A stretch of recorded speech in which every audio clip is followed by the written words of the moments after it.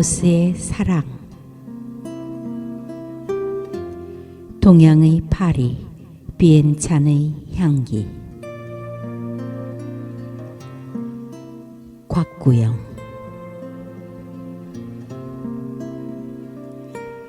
내가 사랑하는 라오스. 이 나라와 인연을 맺은 것은 2002년이다. 처음 라오스를 방문한 동기가 그곳에서 사업을 하다가 IMF 사태로 부도를 맞은 동창생의 소개였던지라 왠지 한심했다. 한 나라의 수도라고 하기에 당시 비엔찬은 눈물이 쏟아질 정도로 허름한 길거리였다. 불과 하루 만에 이렇게 우리와 너무나 다른 공간이 있다는 사실에 그저 놀라울 뿐이었다. 도심지의 길은 넓기는 하지만 벌건 황토로 뒤덮인 먼지 투성이의 거리였다. 온 나라를 펩시콜라가 정복이라도 한 듯이 깃발을 나부끼고 시커멓게 낡은 집들과 음침한 사원들이 즐비했다. 그러나 8년이 지난 2010년 지금의 그곳은 연민의 사랑으로 변했다. 프랑스는 1863년 이후 아시아 지역, 특히 인도차이나 반도의 식민지 개척에 나서 미얀마, 월남, 라오스 등 동남아의 많은 나라를 지배하게 된다. 그 중에서도 지금 나에게 다가오고 있는 라오스는 미소가 환한 매력의 나라다. 도시나 시골이나 어디를 가든지 아가씨들이나 청년들이 순진하고 밝은 미소가 나를 반기는 곳이다. 라오스는 65개의 종족이 살고 있다고 하며 산골 깊은 곳에는 아직도 어떤 종족이 살고 있는지 조사되지 않고 있다고 한다. 원래 라오스란 말은 많은 라오족이 살았기 때문에 영어의 복수 형태로 S를 붙인 것이 라오스라는 나라 이름으로 정착된 것이다.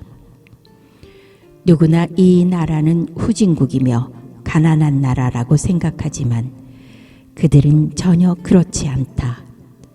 다만 교육이 부족하고 현대적인 가전제품이나 현대적인 의상이 부족할 뿐 그들 나름대로의 의식주는 풍부하다. 더운 날씨가 연중 계속되니 시원한 그늘에 앉아 욕심을 부리지 않는 낙천적인 삶, 그것은 도리어 우리가 부끄러울 지경이다. 이 나라 사람들은 지나가는 우리들을 보고 곧잘 웃어준다. 모내기 하던 농민들도 손을 흔들며 웃고 반겨준다. 북부 지역에 초등학교를 지어준 인연이 되어 갈 때마다 빠지지 않고 둘러보는 생광주. 거기에는 5,000년 전일지 모를 석기시대의 신비로운 돌 항아리 평원이 있다. 그리고 고대 수도 루앙프라방은 너무나 한국적인 냄새가 풍기는 곳이라 여러분께 꼭 한번 가보아야 할 곳이라고 꼭 권하고 싶다. 이 나라 사람들은 가혹한 식민지 시대를 겪지 않아서인지 도시나 시골에서도 외지인에 대한 경계심이나 분노가 보이지 않는다. 비록 사는 모습은 과거 한국과 같이 가난한 농촌의 모습이긴 해도 싸움을 걸려고 하는 눈길은 전혀 보이지 않는다. 그들 마음 속에는 아마 순박한 우리를 건드리지 마세요. 우리는 착한 국민입니다. 라고 말하는 눈길이었다. 그들의 눈에 비친 우리는 어떤 모습일까? 외국에서 온 저 사람들은 왜 쓸데없이 무거운 배낭이나 메고 여기저기를 쏘다니는 것일까? 어디를 다녀본들 행복은 자기 마음속에 있을 뿐인데 부처님의 가르침을 전혀 받지 못한 불쌍한 족속들이야.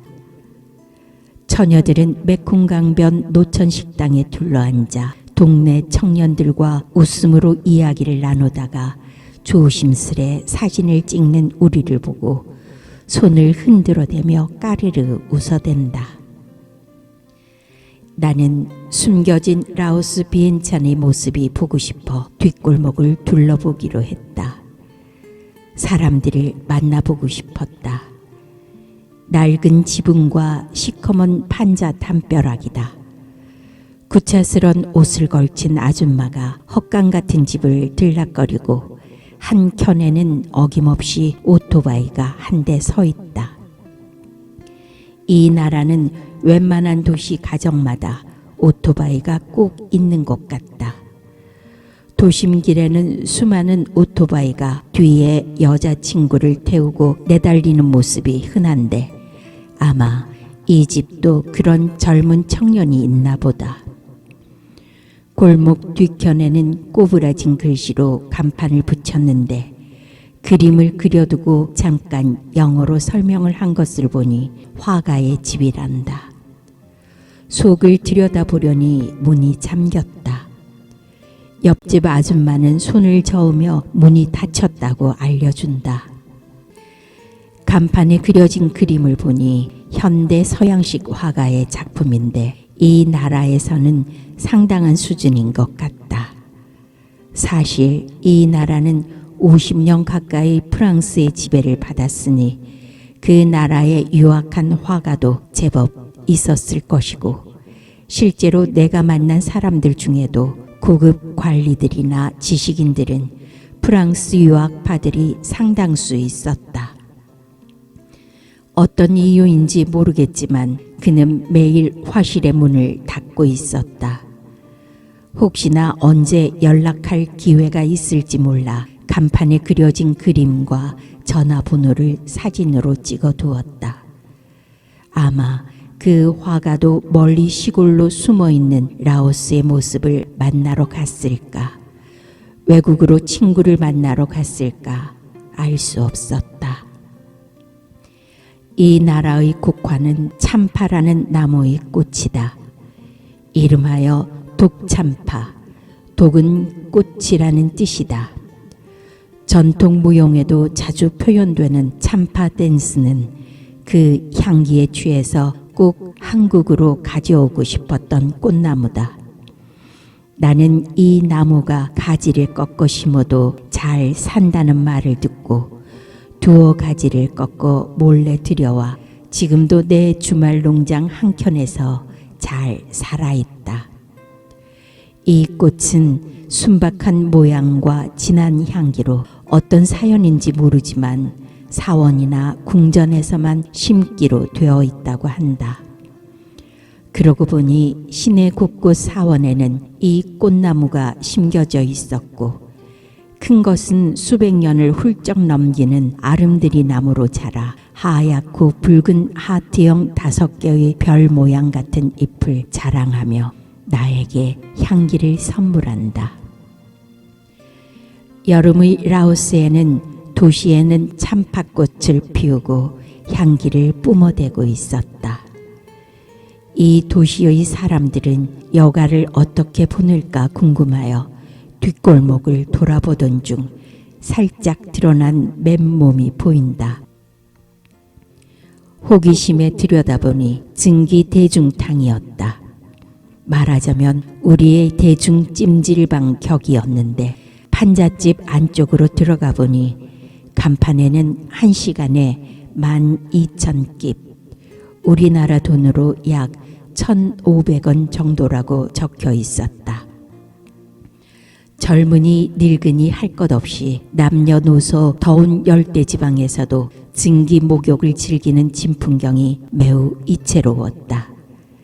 청춘 남녀들이 옹기종기 증기탕에 들어앉았다가 뜨거우면 베란다로 나와서 재미있는 이야기를 나누며 웃어댄다. 웃돌이는 벗어던지고 젖가슴만 손이나 옷감으로 살짝 가린 채 담소를 즐기고 청년들은 아예 해수욕장인 양 웃돌이는 벗어던지고 앉은 모습이 천진스럽다. 그 누구도 간섭하지 않는 곳, 그들의 마음과 육체의 때를 시원하게 벗어버리는 곳, 우리나라의 찜질방과 같은 곳이지만 웃음이 있고 남녀의 평등을 구가하는 곳, 돈과 지위의 자랑이나 속세인간의 쓰잘데없는 자만심이란 벗어던진 곳이다. 폐쇄된 공간에서 자기만의 아름다운 육체를 과시하듯 우쭐대는 걸음걸이, 살벌한 표정에다 남에게 피해를 받지 않으려는 경계심이 가득한 한국의 찜질방과는 달리 이곳은 골모가 아니라 눈에 잘 띄지도 않지만 열린 단독주택 전체가 찜질방이다. 마당이나 복도, 찜질방 안 모두가 열린 공간에서 함께 즐기는 공간이다. 사람들의 표정은 밝고 웃음이 끊이지 않는다. 어떻게 소문을 듣고 잘도 찾아온다. 어제도 그랬고 오늘도 그랬다. 나도 다음에는 꼭 한번 들러보려고 손꼽아둔 곳이다. 라오스의 웃음은 골목 식당에도 진기탕에도 가득했다. 이제 다시 현실로 돌아온 지금, 그 라오스 아가씨들의 웃음과 참팥꽃 향기는 지금도 멀리 한국의 내 침실에도 풍겨오는 것.